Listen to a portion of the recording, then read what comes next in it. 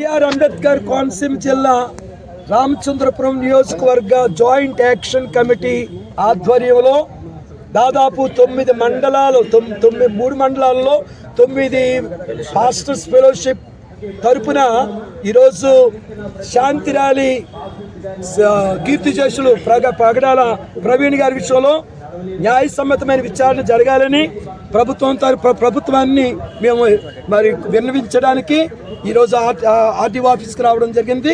వారికి వినతి పత్రం ఇవ్వడం జరిగింది. ప్రత్యేకంగా మరి క్రైస్తవుల మీద జరుగుతున్నటువంటి అన్యాయం ఈ విషయంలో పూర్తి న్యాయం చేకూర్చాలని దర్యాప్తు సంస్థలు ప్రారంభించాయి. ప్రభుత్వాలు కూడా స్పందించాయి. వేగవంతంగా ఈ నిజాలు ఏమిటి ఎంచేతనంటే గాలి కబుర్లు వస్తున్నాయి, వారి ఛానల్స్లో రకరకాల మాటలు వస్తున్నాయి, వారి మీద లేనిపోయిన అపోహలు వస్తున్నాయి. అవి ఏమిటో నిజాలు తేల్చాలని మరి వారి యొక్క సతీమణి ఆల్రెడీ చెప్పింది. నేను చంపిన వారు ఎవరో ఒకవేళ చంపినట్లయితే వారు నేను క్షమిస్తున్నానంటుంది. ఇప్పుడు మేము కోరుకునేది కూడా వారిని శిక్షించమంటలేదు, వారు ఎవరో తేల్చి ఈ క్రైస్తవుల మీద ఇటువంటి అన్యాయాలు జరుగుతున్నాయి, వీటిని రాబోయే రోజుల్లో ఇలాంటివి పునరావృతం కాకుండా పాస్టర్లని మరి క్రైస్తవుల్ని మరి కాపాడాలని. వీరు భారతదేశంలో పుట్టినవారు. We born India, we brought up in India. మేము భారతదేశంలో పుట్టినవారు, భారతదేశంలో పెరుగుతున్నాం. విశ్వాసం వేరంతే.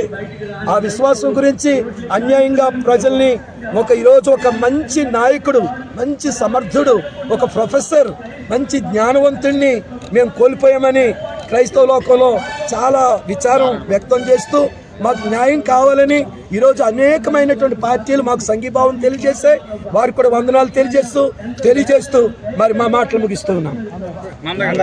నా పేరు John Victor Nanda, pastors joint action committee Ramachandrapuram నియోజకవర్గానికి అధ్యక్షుడిగా ఉన్నాను. మరి ఇటీవల పగడాల ప్రవీణ్ కుమార్ గారి అనుమానాస్పద స్మృతి మరి అనేక మందిని కదిల్చివేసింది. మరి దాని విషయమై మా డిమాండ్ ఏంటంటే సిబిఐ ఎంక్వైరీ చేసి ప్రభుత్వం వారు దాన్ని సాల్వ్ చేయాలని ఒకటి, పైగా ఇలాంటి మత ఛాందస్తవాదులను అరికట్టాలని, క్రైస్తవులకు రక్షణ కల్పించాలని మా డిమాండ్స్ కోరుకుంటూ మరి మేము పోలీసు వారిని పర్మిషన్ అడగడం జరిగింది. ర్యాలీ పెట్టుకుంటామని అంటే ఒక 500 మంది అని చెప్పాం. తీరా చూస్తే సుమారు 600 సంఘాల నుంచి, ఒక్కొక్క సంఘం నుంచి 50 మందిని స్పందించి దగ్గర 30,000 మంది రెడీగా వచ్చేస్తారు. వాళ్ళకి ఇంటెలిజెన్స్ డిపార్ట్మెంట్ వారు చెప్పడం వల్ల ర్యాలీ క్యాన్సిల్ చేయడం జరిగింది, బైక్ ర్యాలీ, ఈ శాంతియుత ర్యాలీ. అయితే మళ్ళీ మేము రిక్వెస్ట్ చేసి మేము 500-600 కంటే మించకుండా ఉంటామని చెప్పి రిక్వెస్ట్ చేసుకొని వాళ్ళు చేయగా పోలీసు వారు మాకు చాలా సహకరించారు. మరి రాజకీయ నాయకులు అలాగే సహకరించారు, ముస్లింస్ సహకరించారు, మరి దళిత ఆర్గనైజేషన్స్ కూడా సహకరించి ఈరోజు అద్భుతమైన పీస్ ర్యాలీ చేసి సిబిఐ ఎంక్వైరీ చేయించాలని ఒక డిమాండ్ అండి. తర్వాత క్రైస్తవులపై జరిగే అత్యాచారాలని అరికట్టాలని, మత ఛాందస్తవాదులను అరికట్టాలని అడుగుతున్నామండి.